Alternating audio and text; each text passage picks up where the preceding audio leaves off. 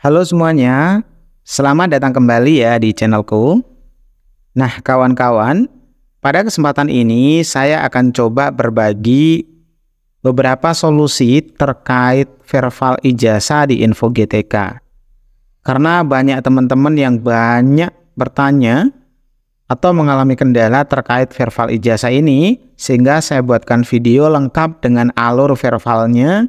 Nanti di akhir saya coba jelaskan satu persatu permasalahan yang ada sekaligus solusinya. Harapannya kalian yang mengalami kendala bisa mengatasi sendiri kendalanya sekaligus bisa membantu teman-teman yang lain.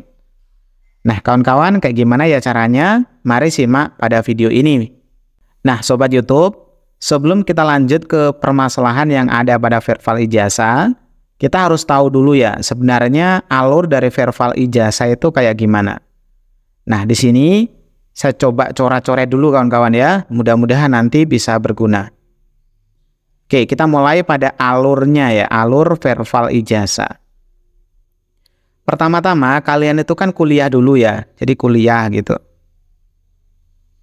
Habis kuliah, kalau kalian itu lulus gitu ya, kan dapat namanya ijazah. Dapat ijazah fisik ya. Nah, yang ngeluarkan siapa? Yang ngeluarkan kampusnya kalian. Nah, kawan-kawan, pastikan kalian itu sudah memiliki ijazah fisik. Nah, yang dikeluarkan oleh kampus. Kemudian, setelah kalian itu memiliki ijazah fisik, kalian harus ngecek apakah ijazahnya itu benar atau masih ada yang keliru. Kalau ternyata masih ada yang salah atau keliru, segera lakukan perbaikan di kampusnya. Sekarang asumsikan ijazah fisiknya kalian itu ada dan sudah benar, kalian itu harus datang lagi ke kampus. Atau biasanya nggak perlu datang ya.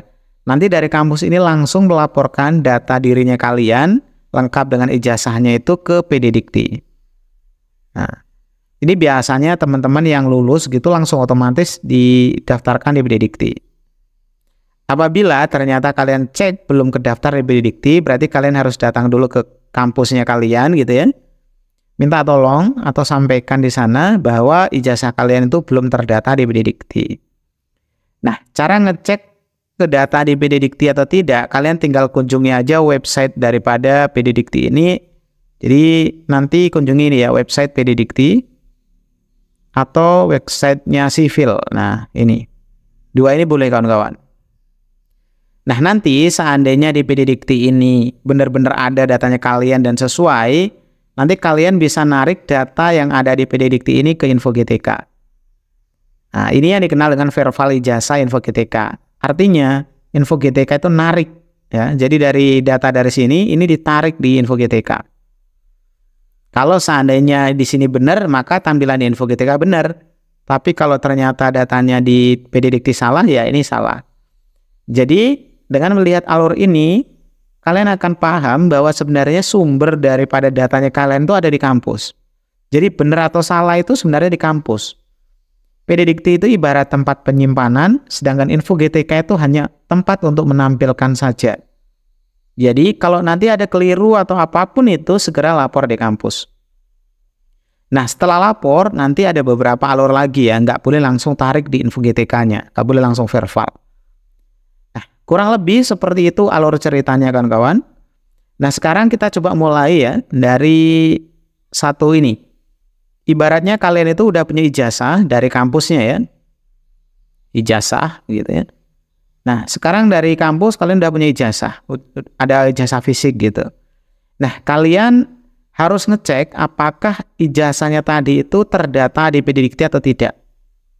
Nah, jadi kalau seandainya datanya kalian itu dari kampus sudah ada, harusnya pihak kampus ini kan melaporkan datanya kalian ke sini, dilaporkan ke sini kan.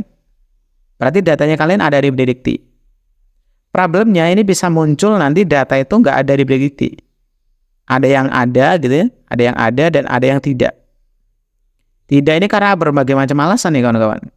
Ada mungkin karena kalian lulusan lama ya. Atau mungkin kampusnya memang lupa gitu ya, lupa nggak daftarin dan kalian nggak minta gitu ya, dan lain sebagainya alasannya, dan lain-lain. Nah, kalau ada, ini baru nih. Kalau ada, kalian cek nanti di sini, benar atau enggaknya. Nah, kalau ada, baru dia dicek benar atau ada yang salah gitu ya. Benar atau enggak, atau salah.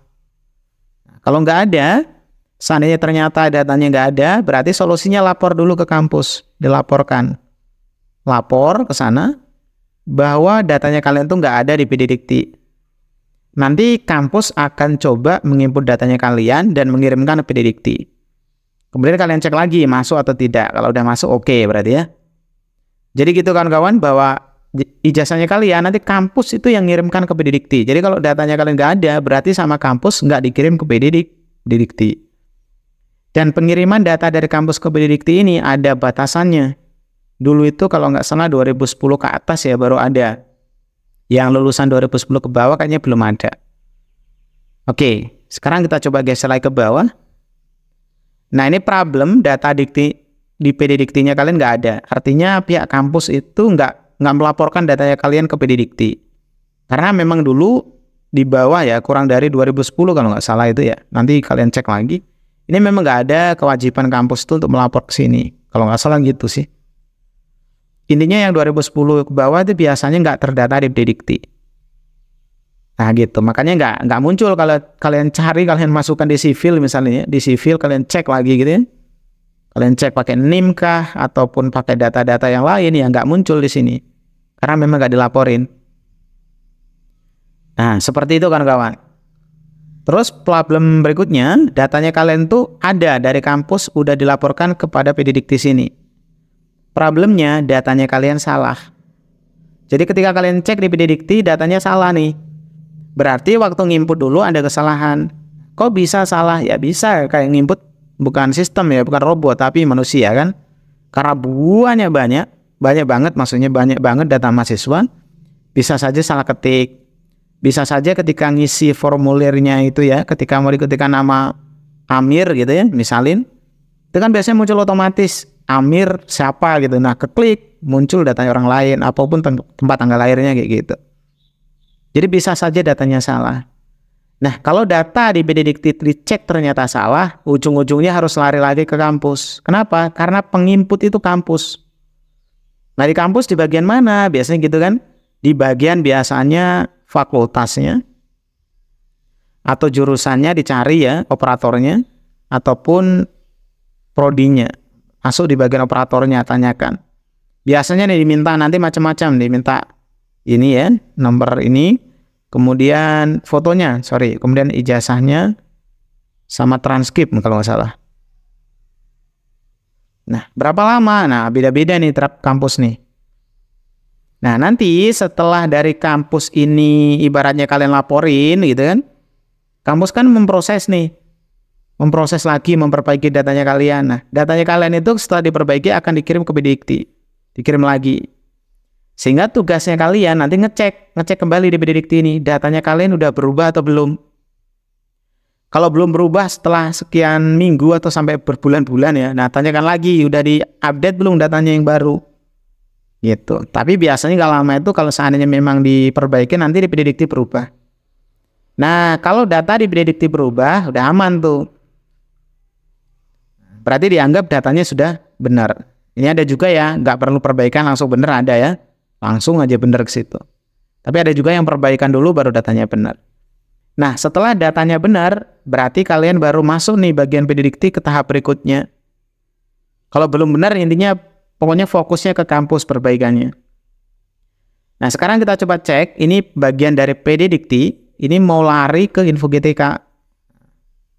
Ibaratnya ini berangkasnya PD Dikti itu tempat penyimpanannya gitu ya, tempat penyimpanannya lah gitu, kurang lebih kayak gitu.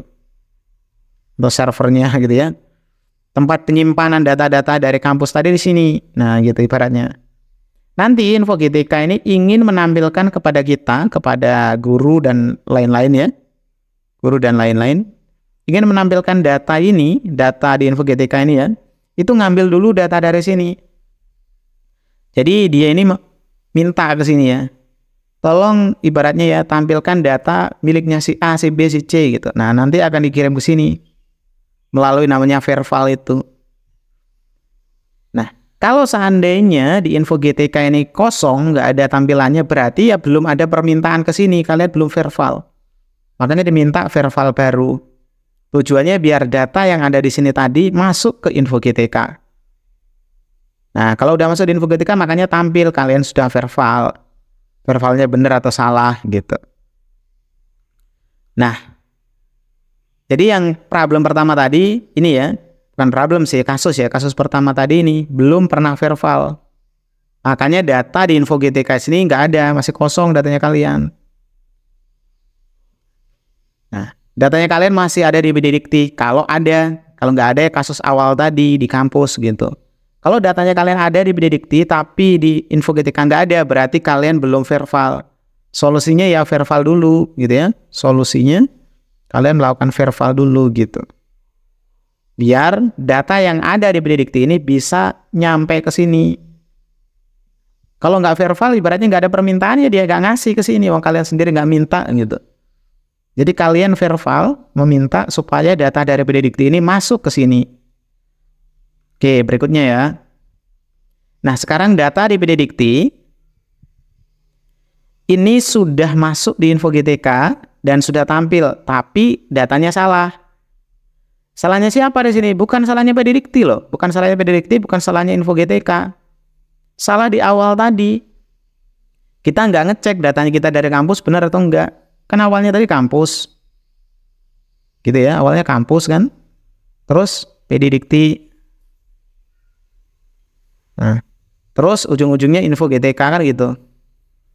Kalau ternyata yang tampil ini salah, berarti salahnya itu di awal. Kalian nggak perbaiki dari awal. Udah terlanjur misalnya, itu nggak apa-apa kalau udah terlanjur ya. Berarti kalian datang ke kampus, ke bagian fakultas, jurusan ataupun prodi, minta perbaikan. Nanti kampus ngirim data perbaikannya ke Bidikti. Setelah terkirim dan terkonfirmasi, nah data baru nih, ada data baru nih. Nah ini kalian verbal ulang biar data baru muncul atau tampil di info GTK sini. Gitu. Jadi jangan sampai data di Bidikti ini belum berubah, di kampus belum perbaikan, atau di sini belum berubah, kalian udah verbal ulang ya, muncul tetap data yang salah. Data salah lagi yang muncul. Sehingga pertama-tama kalian harus datang dulu ke fakultasnya kalian, minta untuk datanya diperbaiki dan kirim ke Bidikti. Pastikan data di Bidiktinya, di sivilnya itu udah benar-benar berubah gitu. Kalau udah berubah baru di verbal ulang, nanti pasti dijamin di info GTK berubah. Kalau belum berubah di Bidikti, artinya belum berubah di kampusnya. Ya meskipun sampai ratusan kali kalian verbal ulang ya gak akan berubah-berubah. Wong data yang aslinya belum dirubah gitu. Nah kayak gitu kan kawan. Kemudian ada juga data dari Bidikti. Ini udah muncul di info GTK, nih ada beberapa hal ya, bisa benar, bisa salah gitu ya. Tapi belum kalian konfirmasi. Jadi ini ibaratnya belum dikonfirmasi. Nah, kalian berarti cek apakah data yang tampil itu benar atau salah gitu. Benar atau salah. Kalau seandainya datanya benar ya pilih data benar. Kalau salah pilih data belum benar yang dicontreng. Itu ada kotak tuh. Kalian pilih nih data udah benar atau data yang salah atau belum benar. Nah, jangan sampai datanya benar kalian klik salah, terus data yang salah kalian klik benar. Konfirmasinya jadi problem nanti. Kalau terlanjur ya, terlanjur lagi ya berarti verbal lagi. Gitu kan kawan. Nah nanti seandainya datanya kalian itu ternyata yang dikirim dari Bidikti ini ke info GTK, ini datanya udah benar ya, benar. Kalian plus konfirmasi, kalian sendiri nih yang konfirmasi nih, apakah data itu miliknya kalian kan ibaratnya gitu ya. Maka nanti akan terverifikasi kawan-kawan. Seperti itu. Terus ada kasus lagi, gimana sih kalau problemnya itu saya punya dibatalkan statusnya, saya salah klik tuh. Data udah benar atau data salah tapi udah terverifikasi terus dibatalkan. Kalau data dibatalkan, langkah pertama cek datanya benar atau salah, cek data. Benar atau salah. Nah, kalau benar, Kalau datanya benar, langsung verbal ulang.